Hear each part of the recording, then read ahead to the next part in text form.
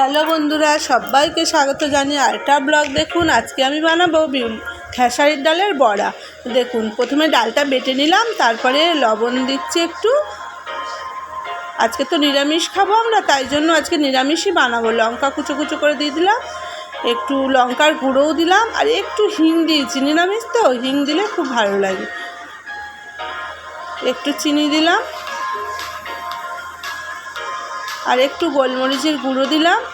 আজকে নিরামিষ বড়া বানাবো। আজকে শনিবার, আমরা নিরামিষ খাই, তাই জন্য আজকে পেঁয়াজ রসুন কিছুই দেবো না, নিরামিষ করবো। একটু হলুদও দিয়ে দিলাম, দিয়ে দেখুন ভালো করে হাতে ফাটিয়ে নিলাম, নিয়ে আর এই দেখুন ভাজছি। কি সুন্দর মচমচে হয় না। ডালের বড়া খেতে তো সবাই ভালোবাসে, আমাদের বাড়িতেও তাই।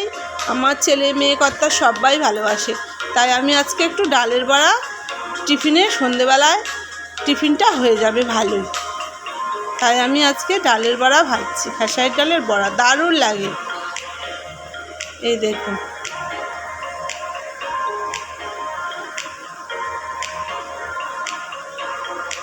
একটু খুন্তি দিয়ে চেপে চেপে দিলে বেশ ভালো হয়, ভিতরটা আর কাঁচা থাকে না।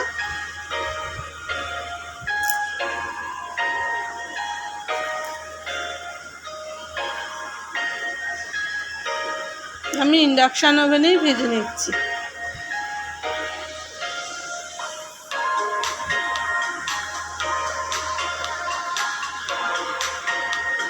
এই দেখুন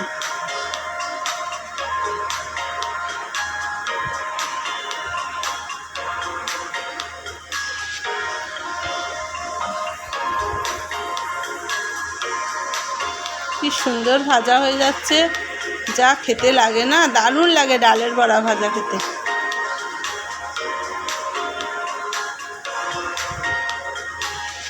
গরম গরম তো দারুণ লাগে।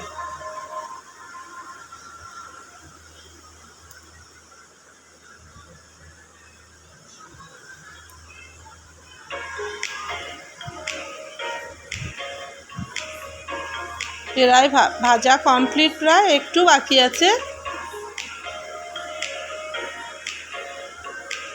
সন্ধ্যের টিফিনটা দারুণ জমবে আজকে। এই দেখুন আর একটু আছে, 3-4টে আর হবে।